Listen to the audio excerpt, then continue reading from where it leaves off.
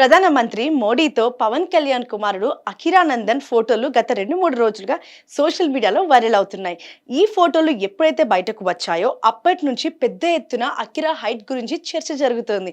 దీనిపై రేణు దేశాయ్ స్పందించింది. అఖిరానందన్ 6 అడుగుల 4 అంగుళాలు ఉంటాడని చెప్పుకొచ్చింది. అలాగే అఖిరానందన్ అంత హైట్ అవ్వడానికి కాంప్లాన్ ఎన్నిసార్లు ఇచ్చారు అని అడిగితే ఇప్పటి వరకు అసలు కాంప్లాన్ అనేదే తాగలేదు. ప్యూర్ వెజిటేరియన్ ఫుడ్ తింటాడని, అది కూడా ఇంట్లో పెంచిన ఆర్గానిక్ కూరగాయలతోనే తింటాడని, ఇద్దరు తల్లిదండ్రుల నుంచి వచ్చిన జెనెటిక్స్ కూడా అంత హైట్ రావడానికి ఉపయోగపడిందని ఆమె కమెంట్ చేసింది. ఇక మోడీ అఖిరాతో ఏం మాట్లాడాడు అనే విషయం మీద కూడా చర్చ జరుగుతోంది. దీనిపై కూడా రేణు దేశాయ్ క్లారిటీ ఇచ్చారు. ఒక నెటిజన్, మేము అఖిరా పీఎం మోడీ మధ్య జరిగిన సంభాషణ ఏంటో తెలుసుకోవాలని ఆసక్తిగా ఉన్నాము. మోడీ అఖిరా గురించి ఏదో చెప్తున్నాడు.